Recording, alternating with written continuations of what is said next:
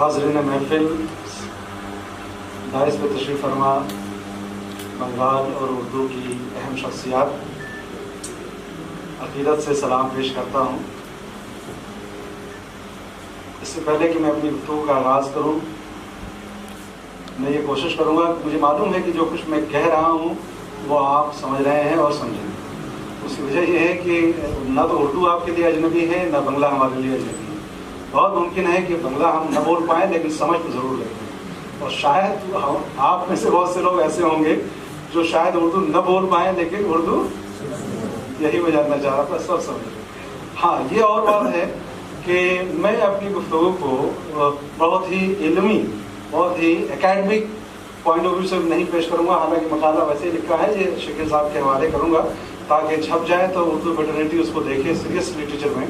لیکن عام گفتگو کروں گا آج میں اردو اور بنگلہ تہذیب، یعنی دیکھیے کوئی لینگویج جب ہوتی ہے تو لینگویج صرف وہ نہیں ہے کہ کچھ ورڈس کے نام کو ہم لینگویج کرتے ہیں۔ لینگویج بدلتا ایک کلچر ہے، اس لینگویج کے ہر ورڈ میں، ہر لفظ میں ایک کلچر چھپا ہوتا ہے۔ اگر ہم بریانی کہتے ہیں تو اس سے ایک کلچر آتا ہے، اگر ہم ماش بھات کہتے ہیں تو اس سے ایک کلچر نکل کے آتا ہے، اگر ہم رسگلہ کہتے ہیں تو اس سے ایک کلچر نکل کے آتا ہے، اگر ہم فرنی کہتے ہیں تو اس سے بھی ایک کلچر نکل کے آتا ہے۔ تو دیکھیے لفظ جو بنے ہیں وہ بنیادی طور پر ہمارے اور آپ کے جو کلچرل روٹس ہیں اور جو کلچرز ہیں اس کو ڈپکٹ کرتے ہیں۔ تو یہ مرشد آباد میں آنا ہمارے لیے فعال نیک ہے، اور خوشی کی بات ہے کہ ظہیر انور صاحب کی صدارت میں باتیں کر رہا ہوں، اور آپ کو معلوم ہے، آپ کو فخر ہونا چاہیے کہ اس بنگال کی دھرتی نے اردو کو بڑے بڑے سپورٹ دیے، بڑے بڑے جیلے دیے ہیں، بڑے نامور لوگوں کو دیا ہے۔ ان میں سے ایک تو یہاں موجود ہے ظہیر انور صاحب، ڈرامے کے حوالے سے نام لیجیے، اور یہ گیلیکسی ہے، سامنے بیٹھے دبیر صاحب ہیں، ہمارے اسٹوڈنٹ غزالی صاحب ہیں جو آپ کے ٹیچر ہو سکتے ہیں لیکن میرے تو اسٹوڈنٹ ہیں، اور شکیل صاحب کو میں سلام کرتا ہوں، بہت محبت کرتا ہوں، بہت پیار کرتا ہوں شکیل صاحب سے، اور اس پیار کی وجہ معلوم ہے آپ کو، پیار کسی وجہ سے نہیں کیا جاتا ہے، کوئی ایک ایسی وجہ ہوتی ہے کہ جس کو آپ بیان نہیں کر سکتے۔ مرشد آباد آنے کی ایک وجہ شکیل صاحب کی محبت ہے، دوسری وجہ مرشد آباد کا تاریخی شہر ہے، اور تیسری وجہ بنگال کی سرزمین اور بنگلہ تہذیب سے محبت ہے۔ اور یہی وجہ ہے کہ بہت سے مصروفیات کو چھوڑ کر کے میں نے کہا نہیں، اس کو یہاں آنا چاہیے، اور آ کے یہ محسوس ہوا۔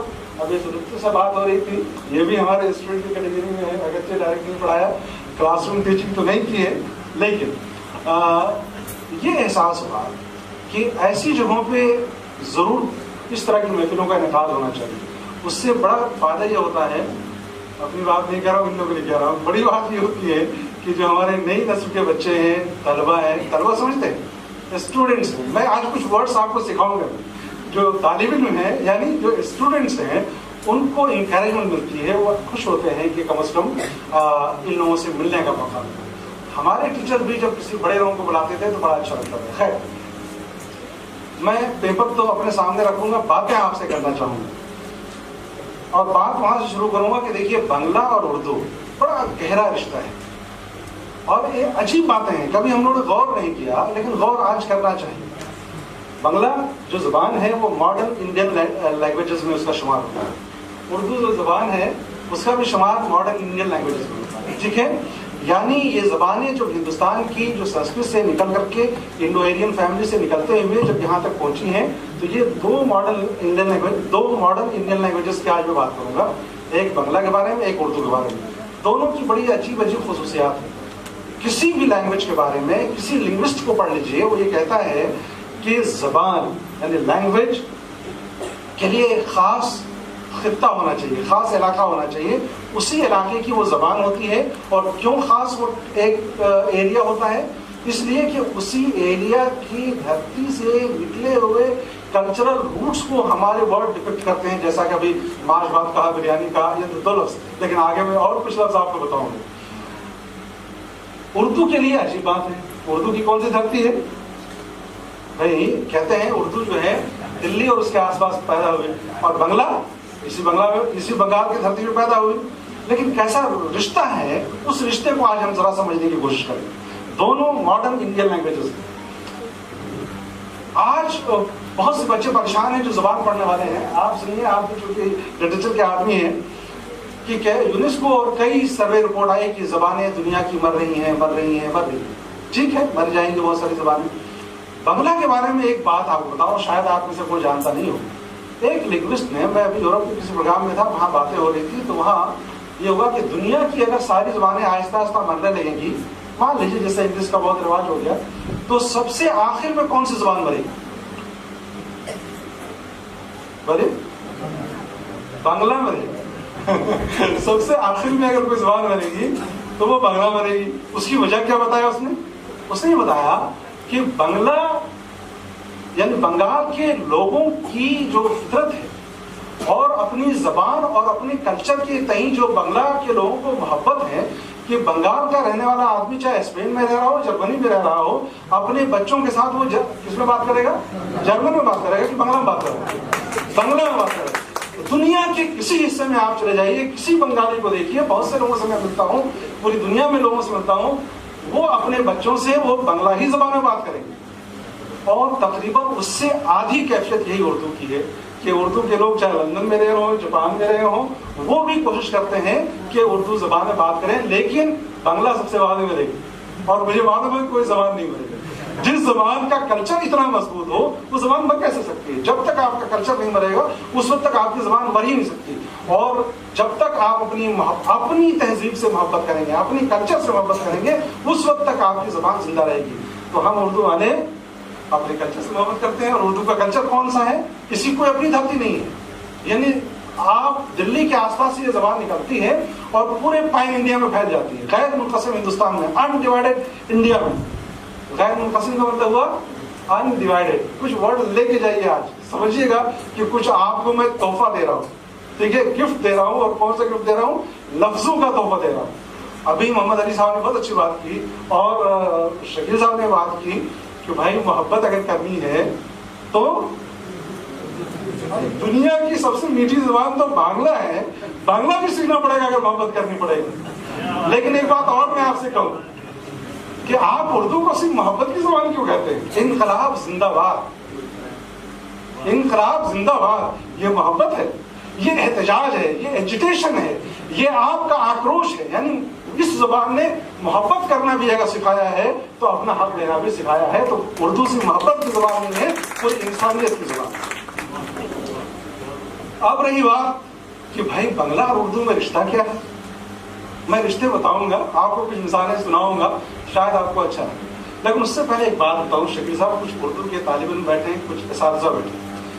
یہ بنگال کی دھرتی, یہ مرشد آباد کی سرزمین جو میرے آنے کی وجہ ہوئی, ابھی ہم نے مرشد آباد دیکھا نہیں, آپ نے دکھایا نہیں ابھی تک, تو دیکھا نہیں, ایک شام میں دیکھوں گا انشاءاللہ, کہ 1605 کے آس پاس کا زمانہ ہے کہ جہاں سے پہلا یعنی 17ویں صدی, جس کو ہم شتابدی میں بولتے ہیں, یعنی 17ویں سینچری سے یہاں نقوش ملنے شروع ہوتے ہیں. نقوش کا مطلب کچھ ایلیمنٹس ایسے ملتے ہیں جس سے ہمیں پتہ چلتا ہے کہ یہاں اردو سمجھنے والے موجود تھے. اردو کے کچھ, اچھا اردو کا یہ مطلب تھوڑے کہ جو میں جو بول رہا ہوں یہی اردو ہے, آپ جو بول رہے ہیں وہ بھی اردو ہے. بھائی دیکھیے, ہم جو کپڑے پہنتے ہیں تو کبھی یہ پہن لیا, کبھی کوٹ پہن لیا, کبھی کرتا پاجامہ پہن لیا. اسی طرح سے پوری دنیا میں اور پورے ہندوستان میں بولنے والے لوگ ہیں. تو بنگلہ والے اگر بولتے ہیں بنگالی لب و لہجہ میں اردو, تو مجھے بہت اچھا لگتا ہے کہ بنگلہ کے لہجے میں, بنگلہ کے ڈائلیکٹ میں, بنگلہ کے ٹون میں اگر کوئی اردو بول رہا ہے تو ہمارے بہت مٹھاس محسوس ہوتی ہے. اور اسی طرح سے کوئی عربین اگر اردو بولتا ہے اور ہندی بولتا ہے تو مجھے اچھا لگتا ہے کہ اس کی وہ زبان نہیں ہے لیکن اچھی اردو بول رہا ہے, اچھی زبان بول رہا ہے. تو یہ سارے شیڈس ہیں ہمارے لینگویجز. کوئی مراٹھی اردو بول رہا ہے, اردو کا شیڈ ہے. کوئی بنگالی اردو بول رہا ہے, وہ بنگلہ کا شیڈ ہے. اور اگر کوئی نیپالی بول رہا ہے تو وہ نیپال کا شیڈ ہے. تو کئی شیڈس ہوتے ہیں لینگویجز کے. جیسے ہماری زندگی کے کئی شیڈس ہیں, اسی طرح سے لینگویجز کے بھی کئی شیڈس ہیں. تو یہ شیڈس ہیں جس کو ہم اپنانا چاہیے. بہت سے لوگوں نے نہیں اپنایا.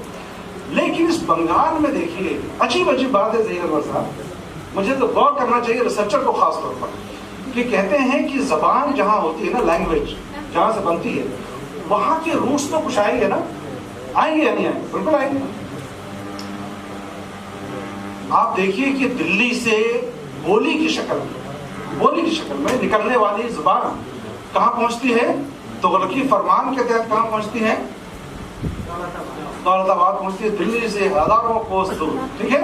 अब जब वहां पहुंचती है तो इसका फैमिली लैंग्वेज बदल जाता है। ये तो इंडो आर्यन फैमिली से था और वो द्रविड़ फैमिली लिंग्विस्टिक बैकग्राउंड से था। वो तमिल है, मलयालम है, कन्नड़ है, तेलुगु है। यहाँ पहुंच करके इस जबान ने अदब का सिलसिला शुरू कर दिया और पहली दफा उर्दू में लिखने लिखाने का जो सिलसिला शुरू हुआ वो कहाँ शुरू हुआ? दक्कन में। और दक्कन में कहा जाता है कि वली एक जादू की छड़ी लेके आ गए हैं, ठीक है। जादू की छड़ी समझते हैं बंगाल की सरजमीन और जादू न समझे कोई तो मुश्किल बात। तो कहते हैं कि वली का जो कलाम है, जिसे इश्क का तीरकारी लगे, उसे जिंदगी को ना भारी लगे, या अजब कुछ लुत्फ रखता है शब खिलवत में गुल्लूस हूँ, खताब आहिस्ता आहिस्ता जवाब आहिस्ता आहिस्ता। ये सारे जब ये शेर वो कहने लगे उर्दू में तो दिल्ली वालों को महसूस हुआ कि ये वो जबान है जिसमें शेर कहा जा सकता है। तो नतीजा ये हुआ कि उल्टा हुआ। खुसरो का शेर सुनिए पहले। इस खुसरो के बारे में कहा जाता है कि 1200 कुछ में उनके कलाम मिलने शुरू होते हैं। खुसरो कहते हैं खुसरो दरिया प्रेम का, हालांकि वो प्रेम लिखा हुआ है, खुसरो दरिया प्रेम का उल्टी वहां का धार। अब ये देखिए कि कैसे हुगली नदी को और कैसे कौन सी नदी भागीरथी को उल्टा बहाते हैं। वो कहते हैं खुसरो दरिया प्रेम का उल्टी वहां का धार, जो उतरा सो डूब गया, जो डूबा सो पार। तो ये उल्टी धार चल पड़ी वहां से। और उल्टी धार क्या चल पड़ी? उल्टी धार ये कही कि जो जबान दिल्ली से दक्कन गई वहां जवान होकर के लौटती है ना। जवान होने के लौटने का मतलब क्या हुआ कि ये उसमें इतनी ताकत हो गई कि उसमें शायरी होने लगी, उसमें फिक्शन लिखा जाने लगा और उसमें ड्रामे लिखे जाने लगा, सारी चीजें। और वो पहुंचती कहाँ है? दिल्ली पहुंचती है। दिल्ली में शायद 80-85 बरस का जमाना रहा होगा और मालूम हुआ कि फोर्ट विलियम कॉलेज खुल गया बंगाल में, ठीक है। और फोर्ट विलियम कॉलेज खुल गया। आप जरा देखिए कि 100 साल की हिस्ट्री आपकी दक्कन की है, पूरी किताबों की लिस्टिंग आप कर लीजिए, खुद आप किताब पढ़ के देख लीजिए। उसके बाद मैं अभी तादाद नहीं बता रहा हूँ, उसके बाद आप नॉर्दर्न इंडिया में आ जाइए, पूरे 100 साल की पोइट्री ट्रेडिशन को, सारे दीवान को जमा कर लीजिए, उसको गिन लीजिए। और बंगाल की सरजमीन में 101 साल में फोर्ट विलियम कॉलेज में इतनी किताबें लिखी गई जितनी किताबें ना तो नॉर्थ इंडिया में लिखी गई थी और ना तो दक्कन में लिखी गई थी। तो ये बंगाल के जादू का असर कौन सा जादू था? बंगाल का काला जादू था, ये मैं नहीं कह सकता ये नहीं कह सकता, लेकिन बंगाल की धरती का कुछ तो असर था। लिंग्विस्टिक जादू था, लिसानी है ना। तो इस पॉलिटिकल भी था, पॉलिटिकल तो था है ना। क्यों? देखिए अंग्रेजों को मोहब्बत हमसे थी क्या कि रेलवे लाइन बिछा दिया? अंग्रेजों से मोहब्बत थी क्या कि हमारे लिए इलेक्ट्रिसिटी ले आए? अंग्रेजों से मोहब्बत थी क्या कि उन्होंने फोर्ट विलियम कॉलेज खोल दिया? वो तो अपनी भलाई के लिए कर रहे थे, वो अलग है, उस पर मैं अभी नहीं जाऊंगा। लेकिन एक बात कहना चाहता हूं कि दक्कन में जब उर्दू गई तो दक्कन के असरात उसने लिए उर्दू में, ठीक है ना। शुमाली हिंदुस्तान में जब उर्दू आई तो उर्दू के असरात लिए। शुमाली हिंदुस्तान के असरात, दिल्ली की तहजीब अगर आपको देखनी हो, ठीक है, तो दिल्ली की शायरी पढ़िए। दिल्ली के न थे कूचे और आगे मुसव्वर थे, जो शक्ल नजर आई तस्वीर नजर आई, या मीर साहब जमाना नाजुक है, दोनों हाथों से थाम लिए दस्ता। बहुत सारे ऐसे आशार आपको मिल जाएंगे जिसमें दिल्ली की हिस्टोरिकल, कल्चरल सारे बैकग्राउंड को आप देख सकते हैं। कलकत्ता आ जाइए साहब, बंगाल आ जाइए, 1 से 2 साल के अंदर हजारों की तादाद में तस्नीफ शुरू होती है। लेकिन यहाँ पर जो फिक्शन लिखे, एपिक्स जो ट्रांसलेट हुए, उन एपिक्स में कहीं बंगाल नजर नहीं आता। क्या अजीब बात, उन एपिक्स में कहीं बंगाल नजर नहीं आता। नजर क्या आता है? लखनऊ। नजर क्या आता है? दिल्ली। नजर क्या आता है? पूरा सेंट्रल एशिया। बंगाल तो है ही नहीं। कभी हैरत हुई कि नहीं कि बंगाल में इतनी बड़ी तादाद में लिखा जाने वाला लिटरेचर, उसमें बंगला क्यों नहीं है? उसकी वजह यही है जो आप ज़हीर अनवर साहब कह रहे थे, वो तो एक पॉलिटिकल इदारा था और उसका एक मिशन था। हाँ, टू स्कूल,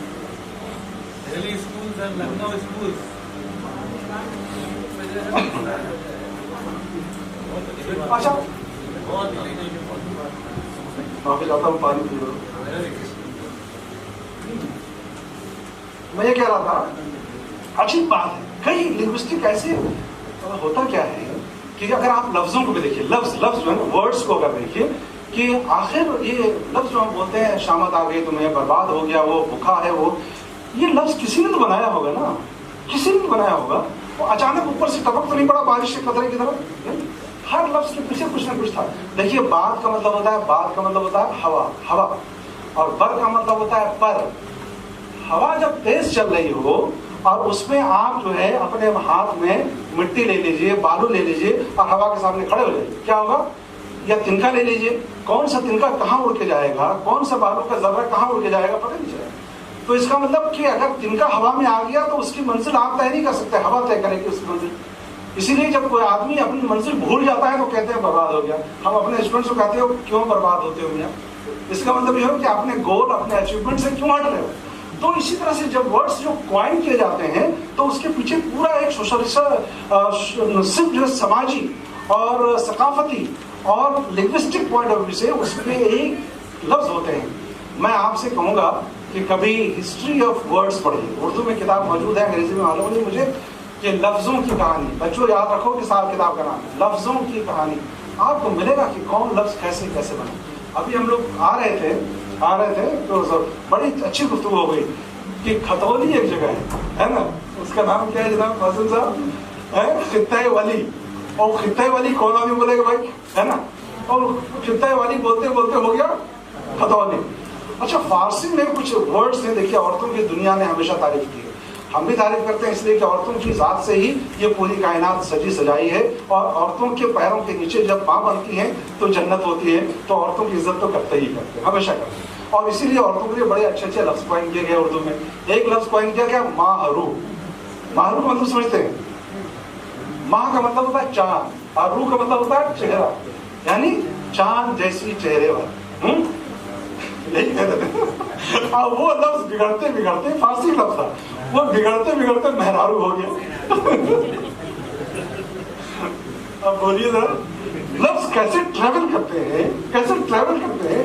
عجیب کہانی. میں یہ کہہ رہا تھا کہ جب یہ اردو پہنچتی ہے دکن تو اس کا کچھ اثر ہوتا ہے اور وہاں کا اثر وہ دیتی ہے. بنگال میں فورٹ ولیم کالج میں جتنے لٹریچر لکھے گئے اس میں اثر نہیں ہے، لیکن بعد کا جو لٹریچر لکھا گیا اس میں بہت اثر ہے. اب ذرا میں کچھ مثالیں دیتا ہوں تاکہ آپ ذرا سمجھیے کہ مثالیں کیا ہیں. پہلے میں شروع کرتا ہوں، دو باتیں یاد رکھیں کہ جب میں نے کہا لینگویج کے شیڈس ہوتے ہیں، اور جو لینگویج کے شیڈس ہوتے ہیں وہ بڑے اچھے لگتے ہیں، بہت بھلے لگتے ہیں. اب دیکھیے ایک لینگویج کا شیڈ جب کلکتہ پہنچتا ہے اردو پہنچتی ہے کلکتہ، تو یہ کلکتیہ اردو ہے. میرا زندگی تو ادا. اب زندگی سمجھتے ہیں، زندگی اصل لفظ ہے زندگی، لیکن بنگلہ میں زندگی نہیں زندگی بولتے ہے نا. تو میرا زندگی تو اداس ہے، نہ کوئی آس ہے نہ کوئی پاس ہے، نہ کھٹاس ہے نہ مٹھاس ہے، میرا زندگی تو اداس ہے. یہ بنگال کا شیڈ ہے، لیکن کتنی اچھی بات ہے، کتنا خوبصورت عام لفظوں میں کہا گیا. نہ کھٹاس ہے نہ مٹھاس ہے. بھائی ایسا ہو سکتا ہے کبھی اچار رکھا رہے گا تو میٹھا ہوگا کہ کھٹا ہوگا؟ بولو بھائی کچھ تو. اچار کھٹا ہوگا میٹھا ہوگا، اور رسگلہ کھٹا ہوگا کہ تیتا ہوگا؟ میٹھا ہوگا. لیکن شاعر تو عجیب بات کہتا ہے، میرا زندگی تو اداس تھو اداس ہے نا. تو کی جگہ پہ تھو. میرا زندگی تو اداس ہے، نہ کوئی آس ہے نہ کوئی پاس ہے، نہ کھٹاس ہے نہ مٹھاس ہے، میرا زندگی تو اداس ہے نا. لیکن یہ عجیب بات ہے، اس کو آپ بنگلہ کے اس کلکتیہ اردو کو سہل ممتنع کی شاعری میں رکھ سکتے ہیں کہ پھول کھلے ہیں گلشن گلشن، لیکن اپنا دامن. یہ تو نفیس اردو میں ہے. لیکن ایسا ہوتا ہے کہ جب یہاں بنگال میں وہ درگا پوجا دیپاولی منائی جاتی ہے، اگر کوئی آدمی کسی وجہ سے بہت اداس ہے نا، اس کا سب لوگ کھو گئے ہوں، لوگ اس کو چھوڑ دیے ہوں اکیلے، گگلی ندی کے کنارے بٹھا دیے ہو، پورا شہر جگمگا رہا ہو، تب بھی کیا ہوگا؟ وہ اس کو لگے گا کہ پورے شہر میں آدمی بھرے پڑے ہیں، لیکن وہ کہے گا نہ کوئی آس ہے نہ کوئی پاس ہے، اور ساری مٹھائیاں رسگلہ بھی ہے اور سندیش بھی ہے، سب کچھ ہے. تو کیا کہے گا؟ نہ کھٹاس ہے نہ مٹھاس ہے، اس لیے کہ اس کے پاس کچھ نہیں ہے. تو چھوٹی سے جملے میں عام لفظوں میں کتنی اچھی باتیں کہہ دی ہیں. یہ असल हमने इस तरह की शायरी को, इस तरह के लबो लहजे को अगर किसी ने कोशिश की है बंगाल में तो इब्राहिम होश साहब ने, और उनको कहते हैं विरासतों को संजोगना। विरासत समझते हैं? विरासत जो कुछ आपको हेरिटेज में मिलता है, अपने हेरिटेज को सजो। हाँ बोलिए बंगला में क्या कहते हैं उसको? सीख के जाओ। उत्तरा, जरा सिखाइएगा बात, इसकी बात मैं बोल नहीं पा रहा हूँ। उत्तराधिकार है। हाँ तो ये जो है हाँ ये विरासतों को संभालना चाहिए। और मैं मुबारकबाद देता हूँ अपने दोस्त शकील अहमद खान साहब को कि इस कलकतिया उर्दू को संजोगने में शकील अहमद खान का बड़ा हाथ। तालियां तो बजा दीजिए जनाब। यही तो इस मुर्शिदाबाद की धरती का, अच्छा सुने, ये तो जिंदगी का एक नमूना है ना। अब देखिए जिंदगी के बारे में बहुत से शेर है, बहुत से शेर है। अब बोलो भाई याद नहीं आ रहा है। जिंदगी क्या है, मामा है, समझ। जिंदगी है या कोई तूफान है? तूफान समझते हैं ना, आसान शेर पढ़ रहा हूं ताकि समझे। जिंदगी है या कोई तूफान है, हम तो इस जीने के हाथों मर चले। देखिए शेर समझ में आया, लेकिन कितनी बारीकी है, कितनी बड़ी बात है। अब मैं जरा एक शेर दिखाना चाहता हूँ कि उर्दू के शेर ने कैसे कैसे दक्कन का वो दक्कनी जबान की मिसाल आपके पास नहीं रखूंगा, जरा समझना मुश्किल है। वरना ये कहा जाता है वली दक्कनी के बारे में कि अगर दक्कन को समझना है कि वहाँ के फल कैसे होते थे, वहाँ खेल कौन से खेले जाते थे, वहाँ लिबास औरतें क्या पहनती थी, मर्द क्या पहनते थे, तो वली दक्कनी की शायरी पढ़ लीजिए, है ना।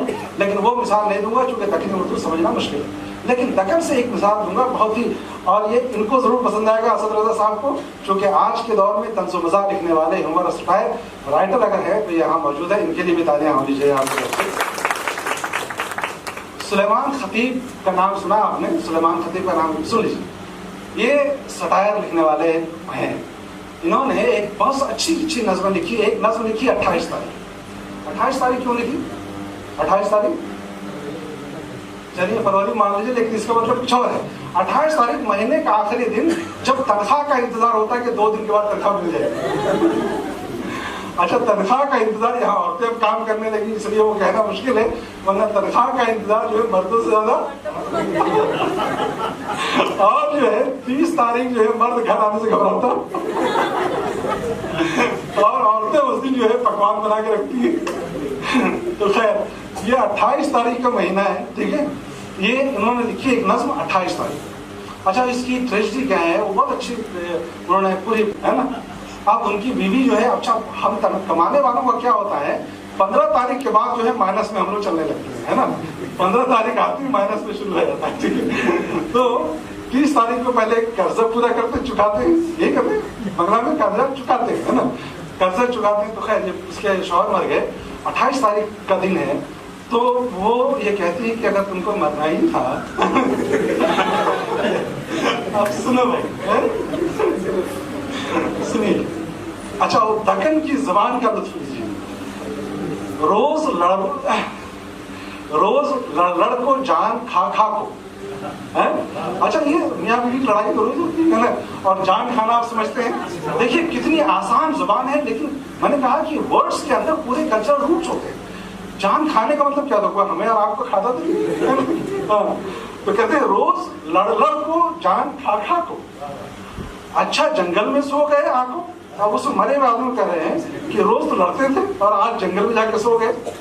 अब देखिए ये वर्ड्स जो है, हमारी औरतों के अंदर जो जज्बात होते हैं, कैफियत होते हैं ना, वो कहती है मुंडी काटी को पहले मरना था, यानी अपने बारे में कहती है मुंडी काटी को पहले मरना था, लेकिन मुट्ठी में जान बैठी है, मैं क्यों बच गई, तुम जिंदा रहते। ऐसा मरना भी काए मरना जी। अच्छा ये मरना जी, आयब जी, जायब जी, ये दक्कन की एक शेर है। ऐसा मरना भी काए का मरना जी, कितने लोगों के पावा पड़पड़ को, है ना, कितने लोगों के पावा पड़पड़ को। और दक्कन में अगर आप जाइए तो हम लोग जितना मांस मछली में खर्चा करते हैं, दक्कन की औरतें जो है फूल में खर्च करती हैं, फूल जोड़े में लगाने के लिए और सारे रस्म रिवाज करने के लिए।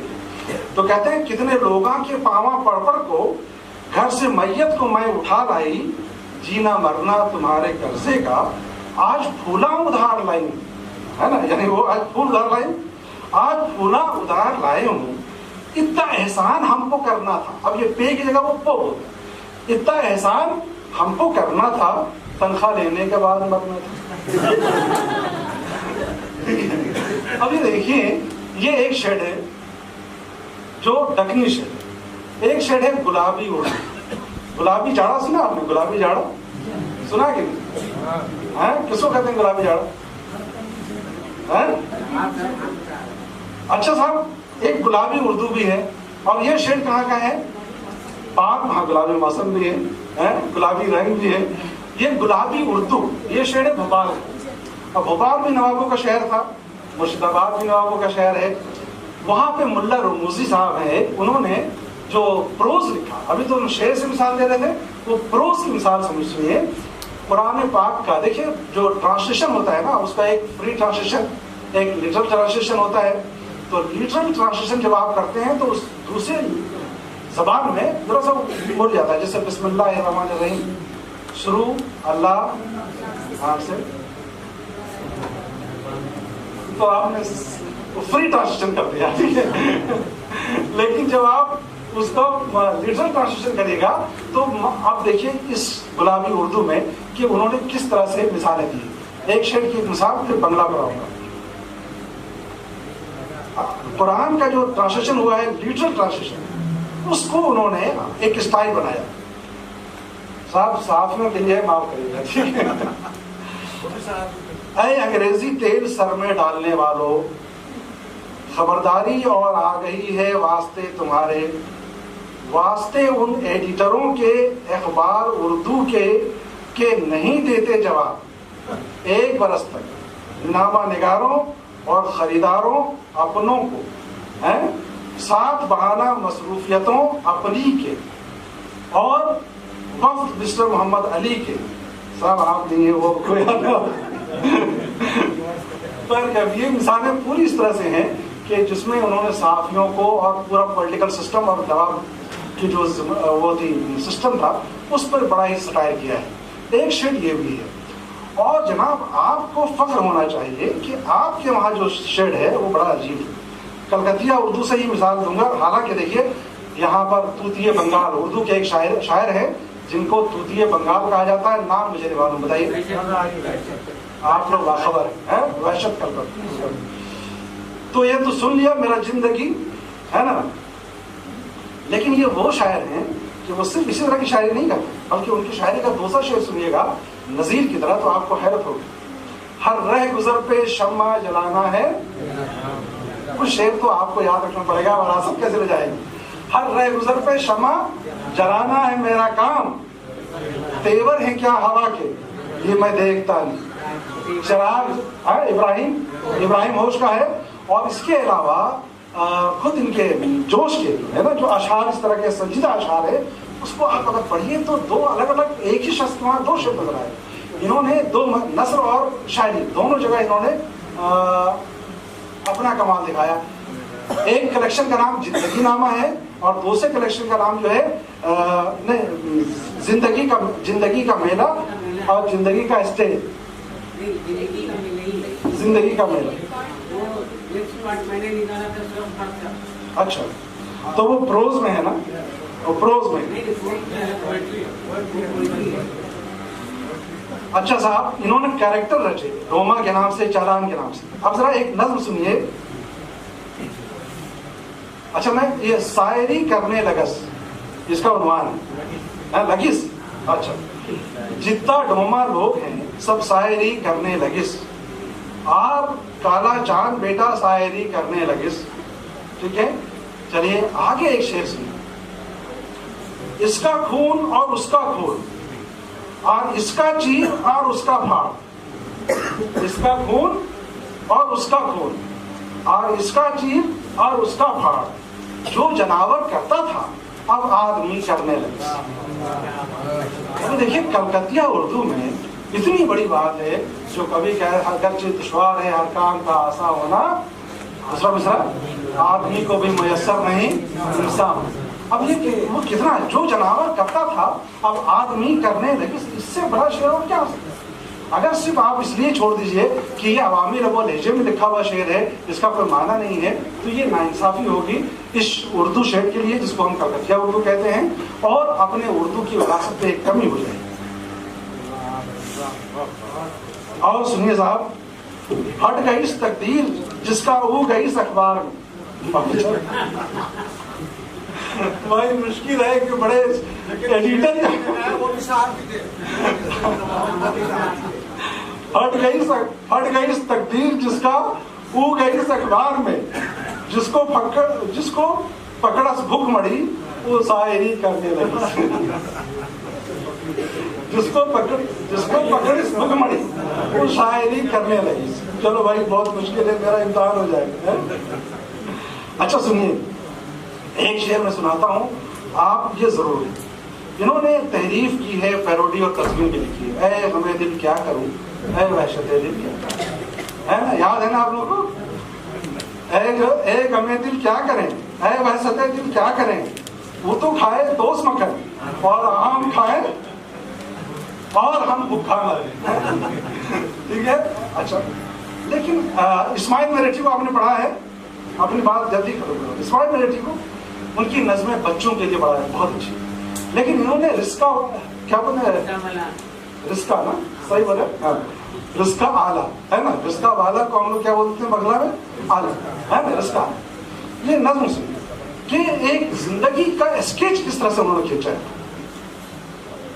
رسکا آلہ دوڑا جائے جیسے کوئی گھوڑا جائے، دو من کا لاش اٹھا کے، سمجھ گئے نا، اس پر جب ہم بیٹھتے ہیں تو لاش ہی سمجھتا ہے نا، دو من کا لاش اٹھا کے دھوپ میں جل کے جاڑا کھا کے، رسکا آلہ دوڑا جائے، دم پھولے ہے گھبرا جائے، کوئی اس کو گالی دے، کوئی اس کو جھڑکی دے، کوئی بیسی بھاڑا دے، کوئی کمتی بھاڑا دے، رسکا آلہ سب پی لے، رسکا آلہ سب پی جائے، گالی کھا کے غم کھا جائے، وہ دیکھو ایک رسکا آلہ، کھڑکھڑ آلہ، ٹن ٹن ٹن ٹن آلہ۔ تو آپ یہ دیکھیے کہ یہ پورے رکشے والے کی زندگی کے اندر جو کچھ چل رہا ہے نا، ہر آدمی چاہتا ہے اس کو ڈانٹتا ہے، پھٹکارتا ہے، ایک زندگی کا پورا اسکیچ، اور کس میں ہے، ایک کلکتیا اردو میں ہے۔